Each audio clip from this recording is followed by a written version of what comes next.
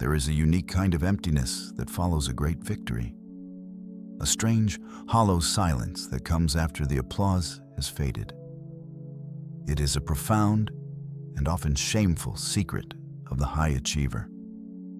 The paradoxical depression that can follow a triumphant success. You have won. You have achieved the goal you worked for, prayed for, perhaps even fought for. And yet, in the quiet aftermath, the feeling is not elation. It is exhaustion. It is anxiety. It is a terrifying, disorienting sense of, what now? If this feeling is a part of your story, if you have ever felt guilty for your own emptiness in the face of success, then the ancient scriptures have a voice for you. Not a voice of judgment, but a voice of profound recognition. It is the voice of the prophet Elijah. The story of Elijah, as told in the first book of Kings, contains one of the most astute, compassionate, and clinically accurate case studies of profound burnout ever written. It is a story that assures us that the crash after the peak is not a sign of spiritual failure, but a predictable part of the human psychological landscape. And it offers a model of divine therapy that is shockingly gentle, patient, and practical. To understand the depth of Elijah's fall, we must first appreciate the dizzying height of his victory. The story begins on Mount Carmel. It is a moment of high drama, of cosmic spectacle. Elijah, a lone prophet of Yahweh, stands against 450 prophets of the pagan god Baal. The challenge is set. Which god will answer by fire? The prophets of Baal cry out for hours, gashing themselves in ritualistic frenzy. There's no answer. Then Elijah, with quiet, theatrical confidence, builds his altar. He has it drenched with water not once, but 3 times, until the trenches around it are overflowing. He is making the miracle as difficult as possible. He then offers a simple, powerful prayer.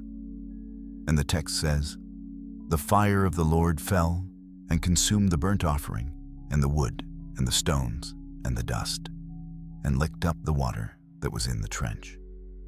This is an absolute, undeniable, and spectacular victory. The people fall on their faces and declare that Yahweh is God. The false prophets are executed. The long drought that has plagued the land ends with a torrent of rain. In a single day, Elijah has been vindicated. His God has been proven powerful. The nation has seemingly turned back to the true faith. This is the Super Bowl of prophetic ministry. Elijah should be ecstatic. He should be invincible. But the chapter does not end there. The news of this victory reaches the queen, Jezebel, a devout worshiper of Baal. And her response is not conversion, it is rage. She sends a single messenger to Elijah with a simple, chilling threat. "So may the gods do to me, and more also, if I do not make your life as the life of one of them by this time tomorrow." And the next verse is one of the most psychologically shocking in the entire Bible. After seeing fire fall from heaven, after facing down hundreds of opponents, after seeing a nation fall to its knees, the text says of Elijah, "Then he was afraid, and he arose and ran for his life." One threat from one woman, and the superhero of faith collapses. Why?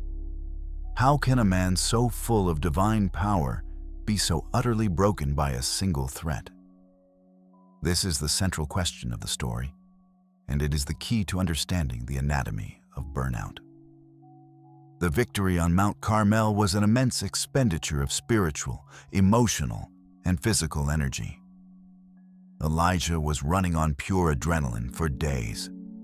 The spectacle, the confrontation, the slaughter, the desperate prayer for rain. This was a man who had poured out everything he had. And after the peak of that adrenaline high comes the inevitable crash. His nervous system was depleted. His emotional reserves were empty. He had nothing left in the tank. Furthermore, Jezebel's threat was a brutal splash of cold political reality. The miracle on Carmel did not magically solve the underlying problem. The corrupt power structure was still in place. The queen still wanted him dead. The victory, as spectacular as it was, felt temporary, meaningless even. This is a classic trigger for burnout. The realization that your maximum effort has not created lasting change. So Elijah runs. He runs into the wilderness, a day's journey, and he finds a solitary broom tree. And there, he sits down and he asks God to let him die. It is enough. Now, O Lord, take away my life, for I am no better than my fathers. Let us not sanitize this moment. This is a man in the grips of a profound depressive episode. Let's analyze his words. It is enough. This is the cry of utter exhaustion. I can't do this anymore. I have no more strength to fight. Take away my life. This is the voice of suicidal ideation, born of absolute despair. The pain of living feels greater than the fear of dying. For I am no better than my fathers. This is the voice of catastrophic, black and white thinking. He sees his great victory as a total failure because it didn't achieve a perfect, final result. He feels he has accomplished nothing. His perspective is completely gone. This is burnout. It is not a bad mood. It is not a lack of faith. It is a state of total depletion, emotional, physical, and spiritual. And it is here, in this moment of absolute brokenness, that the story reveals its most profound wisdom. It shows us God's therapy, and it begins not with a theological lecture, but with the most basic acts of physical compassion. The text says that as he lay and slept under the broom tree, an angel touched him and said, "Arise and eat." He looks, and there is a cake baked on hot stones and a jar of water. He eats and drinks and lies down again. The angel comes a second time, touches him and says, "Arise and eat, for the journey is too great for you." This is the first principle of divine therapy for burnout. Start with the body. God does not address Elijah's theology. He does not challenge his despair. He sees a human being whose body has given out. The first intervention is sleep. The second is food. The third is water. God knows that a depleted body cannot support a healthy soul. Before any spiritual healing can happen, our basic creaturely needs must be met. This is a sacred permission slip for us to take our own exhaustion seriously. To see sleep not as a luxury, but as a spiritual discipline.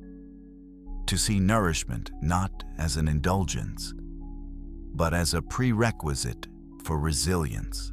Strengthened by this food, Elijah travels for 40 days and 40 nights to Horeb, the mountain of God. He goes into a cave and lodges there. He is moved from the exposed vulnerability of the broom tree to the enclosed darkness of the cave. And here, the second phase of his therapy begins. The word of the Lord comes to him, and it is a question. "What are you doing here, Elijah?" This is a gentle, open-ended therapeutic question. God is not asking for information. He is inviting Elijah to articulate his pain, to give voice to the story he is telling himself. And Elijah unloads. He says, "I have been very jealous for the Lord, the God of hosts. For the people of Israel have forsaken your covenant, thrown down your altars, and killed your prophets with a sword, and I, even I only, am left, and they seek my life to take it away. This is the story of the burned-out high achiever. It is a story of isolation. I only am left. And persecution. They seek my life. It is a story of profound disillusionment. He is the only one who cares. He is the only one fighting. It's all up to him, and he has failed. And what is God's response? He does not argue with Elijah's distorted perspective. He does not correct his facts. In fact, we learn later that there are 7,000 others who have not bowed to Baal.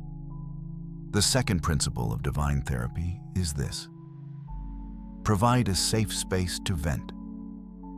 God allows Elijah to speak his truth, even if it is a truth clouded by despair. He listens. He lets the toxic story come out into the open. Then comes the third phase. God says, "Go out and stand on the mount before the Lord." And what follows is another spectacle: a great and strong wind, tearing the mountains and breaking the rocks, an earthquake, and after the earthquake, a fire. These are all symbols of the kind of spectacular power Elijah witnessed on Mount Carmel. This is the language of power he is used to. But the text pointedly notes 3 times, the Lord was not in the wind. The Lord was not in the earthquake. The Lord was not in the fire. And after the fire, there was the sound of a low whisper, a still, small voice. And when Elijah heard it, he wrapped his face in his cloak and went and stood at the entrance of the cave. The third principle of divine therapy is recalibrate your understanding of power. Elijah had become addicted to the fire from heaven. He had begun to equate God's presence with loud, spectacular, public victories. And God gently deconstructs this. He teaches him that true, sustainable connection is found not in the earthquake, but in the whisper, in the quiet, in the subtle. This is a profound lesson for us. Living in a culture that valorizes the loud, the viral, the spectacular. The story invites us to find God, not just in our Carmel moments, but in the quiet whispers of our ordinary lives. After this revelation, God asks the same question again. "What are you doing here, Elijah?" And Elijah gives the exact same despairing answer. The revelation did not magically fix his emotional state. Healing is not a one-time event. So God moves to the final phase of therapy. He gives Elijah a new mission. But it's a different kind of mission. He tells him to go and anoint 2 new kings, and most importantly, to anoint his successor, a man named Elisha. The fourth principle of divine therapy is provide a sustainable, forward-looking purpose. God doesn't send Elijah back to another spectacular confrontation. He gives him quiet, political, legacy-building work. And by telling him to anoint his successor, God gives Elijah 2 profound gifts. First, the gift of a companion, so he will no longer be alone. And second, the gift of an exit strategy. The burden is no longer entirely on his shoulders. The work will continue after him. He is part of a story that is larger than himself. This is the ultimate antidote to the messianic complex that so often leads to burnout. This is the journey out of the wilderness. It is not a quick fix. It is a patient, multi-layered process of healing. It honors the body. It respects the emotion. It recalibrates the soul. And it re-engages the hands with a new, more sustainable purpose. The story of Elijah is a sacred map for anyone navigating the hollow aftermath of a great effort. It gives us permission to be human, to be tired, to be afraid, to be disillusioned.